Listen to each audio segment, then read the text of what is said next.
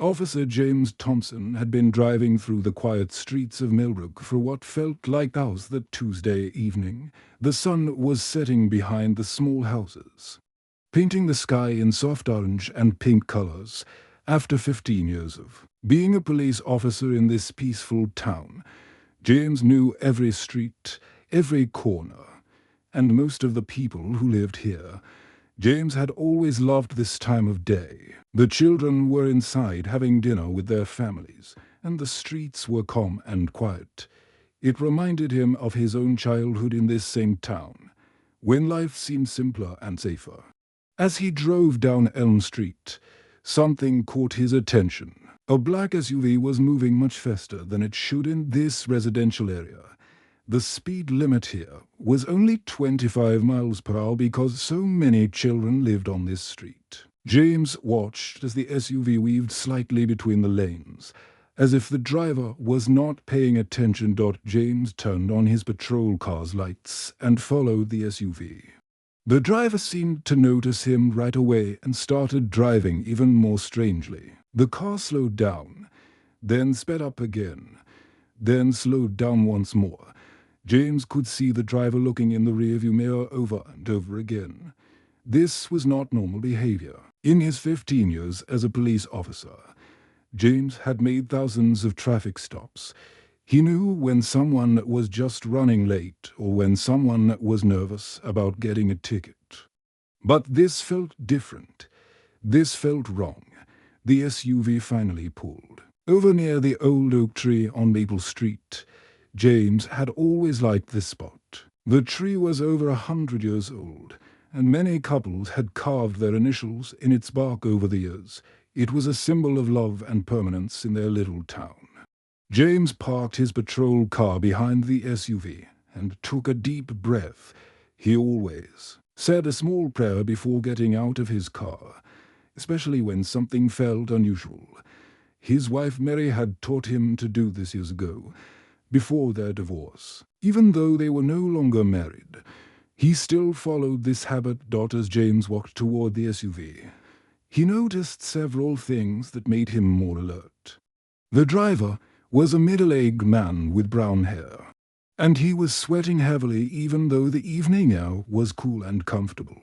The man's hands were gripping the steering wheel so tightly that his knuckles were white. James approached the driver's window and tapped gently on the glass.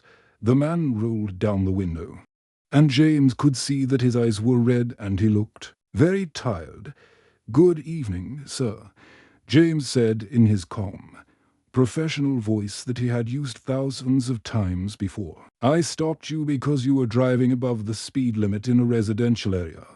License and registration, please." The man, who looked to be in his 40s, fumbled through his wallet with shaking hands. I was just trying to get home quickly." "Officer," he said. His voice was nervous and shaky.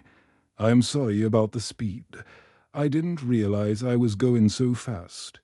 James noticed that the man's name on his license was Robert Mitchell, and he lived in the next town over. That was about 30 miles away from Millbrook. James wondered what this man was doing in their quiet town.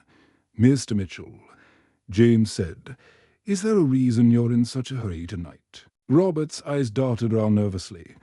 I was visiting a friend. I'm late getting home for dinner." James had heard many excuses over the years, but something about this man's story did not feel right.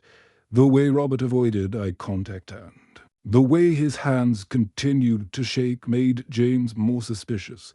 Then James noticed something that made his heart start beating faster. The back windows of the SUV were tinted very dark, much darker than normal. James could barely see inside the back seat, but he thought he saw movement. "Mr. Mitchell," James said, "do you have any passengers in your vehicle tonight?"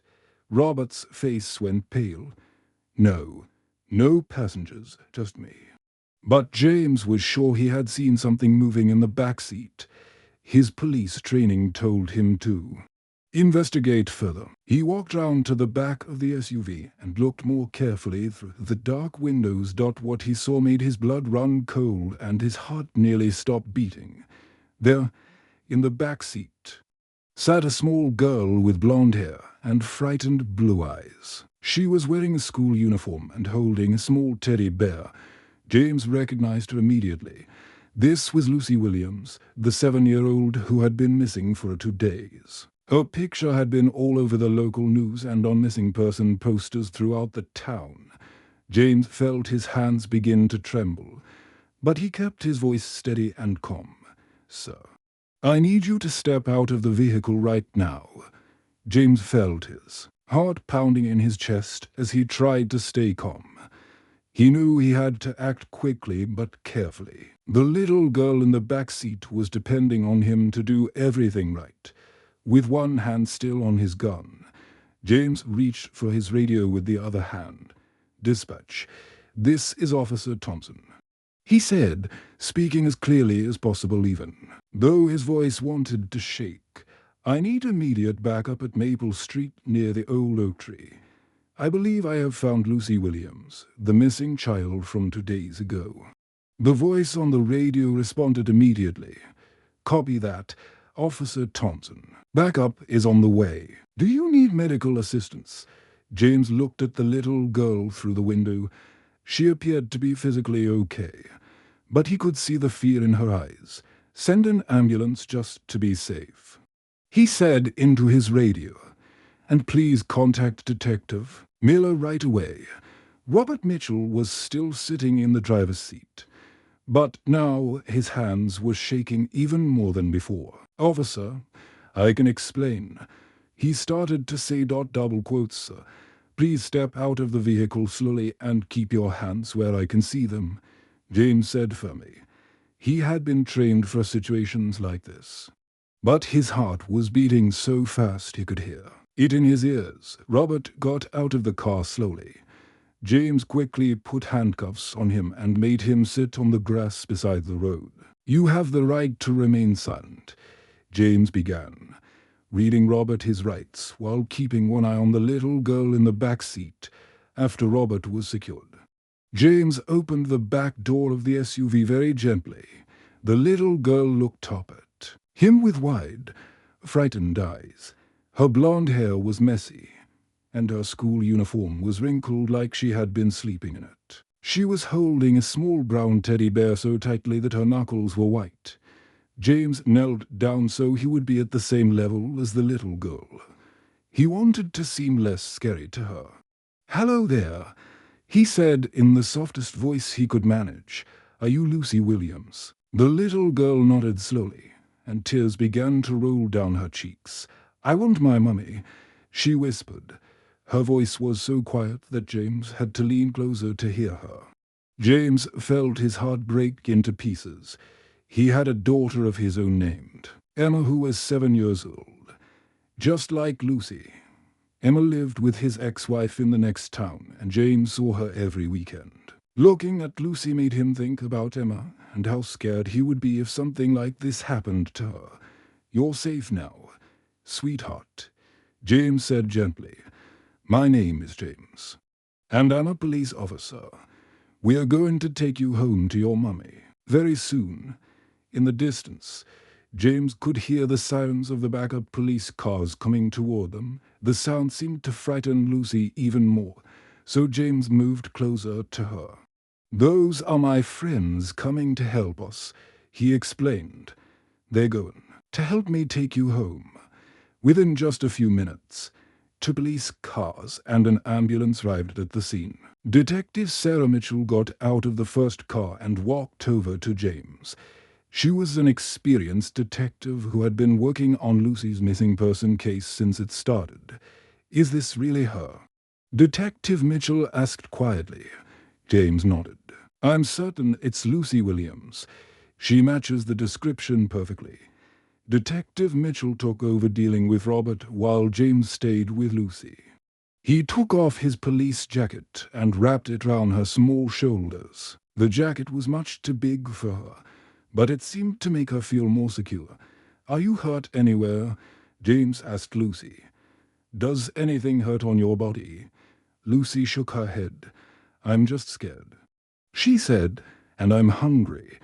James smiled at her. "We'll get you some food very soon. Can you tell me what happened? Only if you want to talk about it." Lucy looked round nervously, then spoke in a very quiet voice. "The bad man came to my school. He said he knew my mummy and that she sent him to pick me up. But Mummy always told me never to go with strangers, even if they say they know her." James felt proud of Lucy for remembering her mother's lessons, even though she was scared. "Your mummy is very smart, and you were very brave for remembering what she taught you." Lucy wiped her eyes with the back of her hand. "I kept hoping someone would find me. I was trying to be brave like Mummy taught me." "You were very brave," James said, "and we did find you. Everything is going to be okay now." As they waited for Lucy's parents to arrive, James realized that this was not just another traffic stop. This was a moment that would change his life forever. He had saved a child's life, and he had been reminded of why he became a police officer in the first place. James stood beside his patrol car, still keeping watch over Robert, who was now sitting in the back of Detective Mitchell's police car. The evening air felt cooler now, and the streetlights were beginning to turn on along Maple Street. James kept looking down the road, waiting for the most important moment of all. Then he saw them. A blue car was driving very fast down the street, and James knew it had to be Lucy's parents.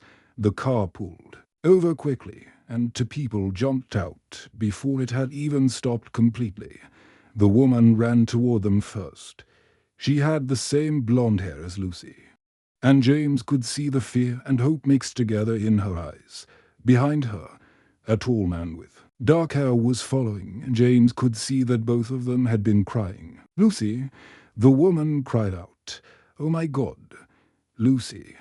Helen Williams dropped to her knees right there on the grass and pulled her daughter into her arms. Lucy dropped her teddy bear and hugged her mother so tightly that James thought they might never let go of each other. Both of them were crying, but now they were tears of joy instead of fear. David Williams stood behind his wife and daughter, and James could see his whole body shaking with emotion. David looked at James with tears streaming down his face. "Thank you," David said, his voice breaking. "Thank you for bringing our little girl back to us." James felt his own eyes fill with tears as he watched the family reunion. Helen was holding Lucy and rocking her back and forth, saying "I love you" over and over again. Lucy was saying "Mummy, Mummy," and crying into her mother's shoulder. "We thought we'd lost her forever," Helen sobbed, looking up at James while still holding Lucy. "We didn't know if we would ever see her again. Thank you for bringing our baby back." James watched the family embrace, and something deep inside his chest began to stir. It was a feeling he had not experienced in a very long time. For the past 6 months, ever since his divorce from Mary, James had been feeling lost and empty. He had been going through the motions of his job, but he had lost the sense of purpose that had made him want to become a police officer in the first place. His own marriage had ended 6 months ago, and since then, James had been struggling to find meaning in his work and in his life. He had been feeling like he was just going through the motions every day, without really making a difference in anyone's life. But watching Lucy reunite with her parents reminded James of why he had chose and this job 15 years ago. He had wanted to protect people and help families stay safe. He had wanted to be someone who made a difference when people needed help the most.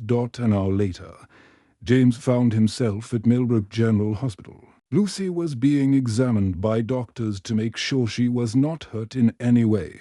The doctors said she appeared to be physically fine, but they wanted to check everything carefully. While Lucy was with the doctors, James sat in the waiting room with Helen and David. Detective Mitchell had told them more about what had happened and how Lucy had been taken. "The man who took her had been watching our family for weeks," Helen said, her voice still shaky. "He knew Lucy's name and where she went to school. He knew our daily routine." James learned that Robert Mitchell had been following the Williams family for almost a month. He had learned Lucy's schedule and had been planning to take her for a long time. On Monday afternoon, Robert had waited outside Lucy's school and had told her that her mother had sent him to pick her up. But Lucy remembered what we taught her about strangers. David said with pride in his voice. She told him she needed to check with her teacher first. That's when he grabbed her. James felt angry when he heard this, but he was also impressed by Lucy's intelligence. Even though she was only 7 years old, she had tried to follow the safety rules her parents had taught her. She kept asking for you while the doctors were examining her, Helen told James. She said the nice policeman made her feel safe. She wanted to make sure you were still here. James felt his heart swell with emotion. He had never thought that a child would remember him or feel safe because of him. It made him realize how important his job really was. As James drove home that night, he thought about everything that had happened. The street lights of Millbrook looked different to him now. The quiet streets felt more meaningful. He realized that sometimes the most ordinary moments can become the most extraordinary moments of our lives. This traffic stop had reminded him why he became a police officer in the first place. He wanted to protect people and make a difference in their lives. James thought about his own daughter Emma, who lived with his ex-wife in the next town. He had not seen Emma in 3 weeks, and he missed her terribly.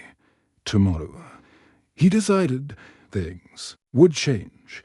6 months had passed since that life-changing evening on Maple Street, and James could hardly believe how different his world had become.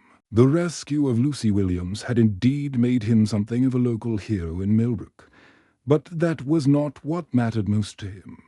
What truly mattered was the sense of purpose that had returned to his life the morning after. Lucy's rescue, James, had called his captain and requested a meeting. He explained that he wanted to do more work involving children's safety. Within 2 weeks, James had been transferred to the Children's Protection Unit, a department he had never considered before, but now felt called to serve. His new job involved working closely with all the schools in Millbrook and the surrounding towns. James visited classrooms regularly to teach children about safety. He showed them how to recognize dangerous situations and what to do if a stranger approached them.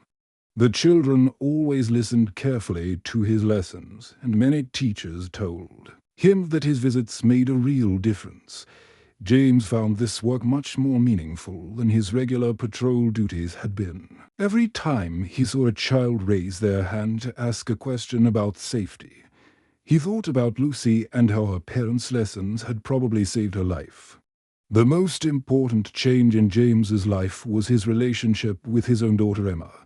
The day after Lucy's rescue, James had driven to the next town to visit Emma and his ex-wife Mary.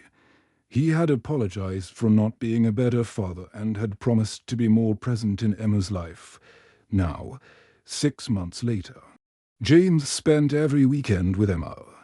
They went to the park, played games, and talked about everything that was happening in her life. Emma had started telling her friends at school that her dad was a hero who saved children. James felt proud when he heard this, but he was even more proud that Emma wanted to spend time with him. "Daddy, will you teach me the safety rules like you teach the other kids?" Emma had asked him one Saturday. James had smiled and spent the afternoon teaching Emma everything he taught in his school visits. He realized that being a good father meant not just spending time with his daughter, but also making sure she was prepared for the world. James had also developed a close friendship with the Williams family. Every few weeks, He would stop by their house for a dinner or just to check on how Lucy was doing. The little girl had recovered remarkably well from her frightening experience. She was back in school, playing with her friends, and seemed to be living without fear. When James visited, Lucy would always run to the door to hug him. She still carried her brown teddy bear sometimes, but she no longer seemed scared or nervous. Her parents, Helen and David, had become some of James's closest friends, you know, James. Helen had told him during one of his visits, "You saved more than just Lucy that day. You saved our whole family's future. Before this happened, we were starting to lose faith in people. We were becoming suspicious of everyone. But seeing your kindness and dedication reminded us that there are still good people in the world." David had nodded in agreement. "Lucy talks about you all the time. She says she wants to be a police officer when she grows up, just like you." James had also started volunteering at the Millbrook Community Center on Thursday evenings. He helped run a support group for divorced parents who were struggling to maintain relationships with their children. James shared his own story about how he had nearly lost his connection with Emma and how he had worked to rebuild it.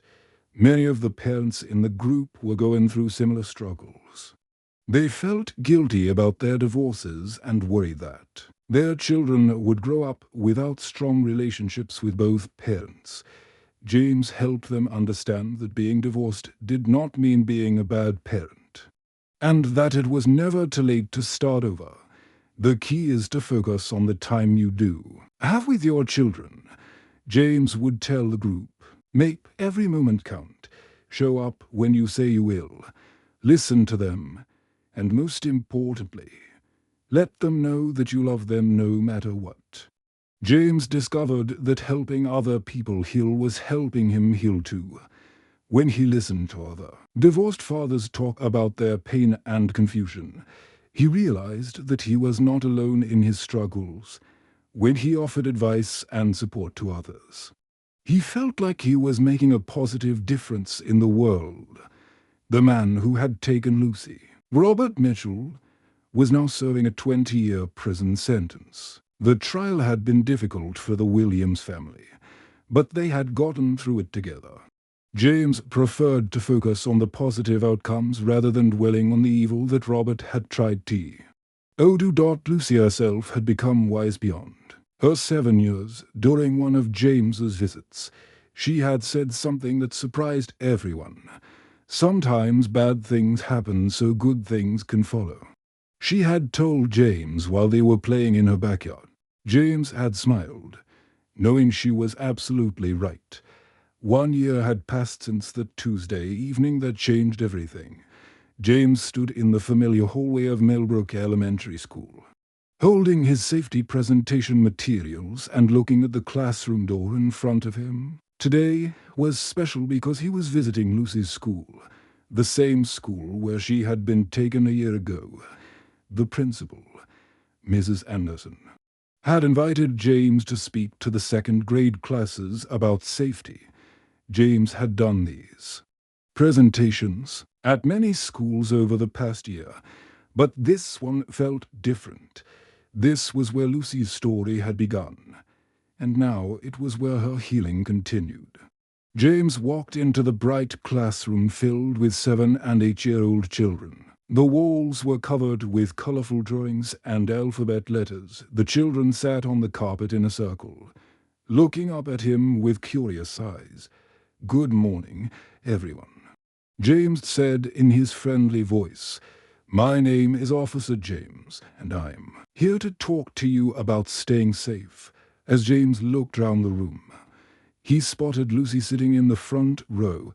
She had grown taller over the past year, and her blonde hair was longer now, pulled back in a ponytail. She looked healthy and happy, but James noticed she still carried her brown teddy bear, the same one that had comforted her during that frightening time. Lucy's face lit up when she saw James. She raised her hand excitedly. "Yes, Lucy," James said, with a smile. "This is Officer James," Lucy announced proudly to her classmates. "He's the one who found me and brought me home when I was lost." The other children looked at James with even more interest now. Lucy's teacher, Miss Roberts, had told James that Lucy had shared her story with the class earlier in the year. It had been a way for her to process what had happened and to help her classmates understand why. The safety lessons were so important. James spent the next 30 minutes teaching the children about safety rules. He explained how to recognize trusted adults, what to do if someone they did not know approached them, and how to ask for help if they ever felt scared or confused. The children listened carefully and asked thoughtful questions. Remember, James told them, your parents and teachers care about you very much. They teach you these rules because they want you to be safe and happy. If you ever feel unsure about something, always ask a trusted adult for help. Lucy raised her hand again. Officer James taught me that it's okay to say no to adults if they ask you to do something that doesn't feel right. That's exactly right, Lucy, James said. You are very smart to remember that. After the presentation, James walked with Lucy toward the front of the school where parents were picking up their children. Lucy held her teddy bear in one arm and walked confidently beside James. Do you remember being scared? James asked her. Gently. Lucy thought for a moment. I remember being scared then, but I'm not scared anymore. And I learned that there are good people like you who help when bad things happen. Helen Williams was waiting by her car in the pickup line when she saw James and Lucy walking together. Her face filled with the same warmth and gratitude that James had seen many times over the past year. How did the presentation go? Helen asked as she hugged both Lucy and James. It was wonderful, James replied. Lucy was my best assistant. She helped teach the other children about staying safe.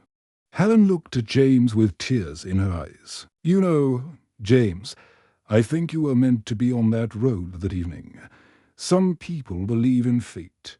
Others believe in coincidence. I believe in guardian angels. James felt his heart swell with emotion. Over the past year, he had thought many times about the events of that evening. If he had been patrolling a different street, if he had been 5 minutes earlier or later, if he had not noticed the SUV speeding, Lucy might never have been found. Thank you, Helen, James said. You and your family have given me so much more than I ever gave you. As James drove home that afternoon, he thought about how much his life had changed.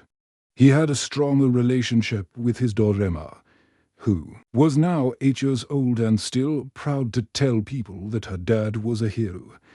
He had meaningful work that fulfilled him and gave him a sense of purpose every day. He had a community that had embraced him as family, and he had learned that helping others was the best way to heal his own heart.